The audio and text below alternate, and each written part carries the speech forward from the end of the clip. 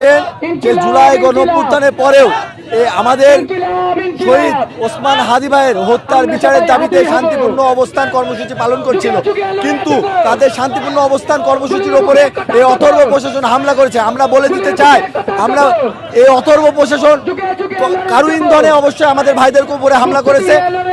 জুলাই গণঅভ্যুত্থানের পরে আমাদের ভাইদের উপরে এমন ন্যাক্কারজনক হামলার তীব্র নিন্দা ও প্রতিবাদ জানায় এবং আমরা বলে দিতে চাই যে এই অথর্ব প্রশাসনের মধ্যে অনেক আওয়ামী লীগের দোসর আছে।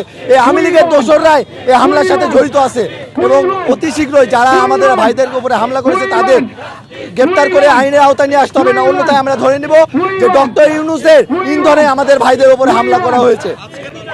আমরা এই অবরোধ কর্মসূচি এখানে অবস্থান করছি, আর 1 ঘন্টার মতো আমাদের এখানে অবস্থান কর্মসূচি করবো এবং ইনকিলাব মঞ্চ কর্তৃক যতক্ষণ পর্যন্ত না ঘোষণা আসছে ততক্ষণ পর্যন্ত আমাদের আন্দোলন চালিয়ে যাবো। নিঃসন্দেহে পুরোপুরি ব্যর্থ ইন্টারিম। আর আমরা খুবই সন্দেহ করি যে অনেকেই এই 12 তারিখের নির্বাচনকে খণ্ডল করার জন্যে, যাতে নির্বাচন না হয় এইটার জন্য কোনো ষড়যন্ত্রে লিপ্ত আছে। নাহলে নির্বাচনের একেবারেই ক্রান্তি মুহূর্তে কেন এই ধরনের ন্যাক্কারজনক হামলা হবে? যমুনায় তো কোনো সন্ত্রাসীরা বসে নাই, যমুনায় তো কোনো সশস্ত্র বাহিনী বসে নাই যে তারা যমুনার জন্য থ্রেট হতে পারে। কারণ আমাদের যে দাবি হাদি হত্যার বিচারটাকে জাতিসংঘের তদন্তের মাধ্যমে বিচার হোক, এই দাবি তো অনেক আগের। আমরা চেয়েছিলাম এই ইন্টারিম বিদায় নেওয়ার আগেই এই স্টেপটা নিয়ে আমাদেরকে আশ্বস্ত করুক।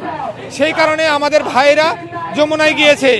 আর এই হামলা যারা চালিয়েছে এই প্রশাসনের মধ্যে ঘাপটি মেরে থাকা আওয়ামী দোসর এবং বাংলাদেশে কোনো ফ্যাসিবাদের দোসর আছে যারা, তারা চায় যে কোনোভাবেই যাতে নির্বাচন না হোক।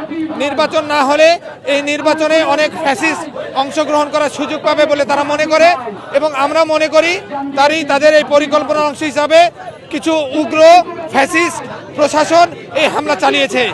এটার জন্য পুরোপুরি দায়ী ইন্টারিম এবং এই নির্বাচন কমিশনের পুরোপুরি ইন্ধন আছে। আমরা জানি নির্বাচন কমিশনে কারা আছে, নির্বাচন কমিশনের ইতিপূর্বে যে ভূমিকা এটা আমাদের কাছে প্রশ্নবিদ্ধ এবং আমরা এই নির্বাচন কমিশনকে অথর্ব এবং জঘন্যতম নোংরা নির্বাচন কমিশন মনে করি।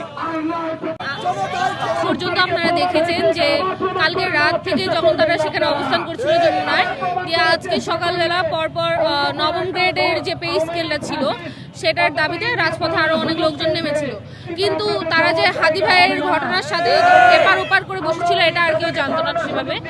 তো এক পর্যায়ে পুলিশ এখানে জল কামান এবং সব রাবার বুলেট ছুড়লে সেখানকার ভাইয়েরা আহত হয়। পরপর 3 দফায় তারা 3বারের জায়গায় আহত হয়। প্রথমে 5 জন, তারপরে এবার 7 জন, তারপরে সালাউদ্দিন আম্মার সহ জাবের ভাইয়ের কাছে গুলি লাগে।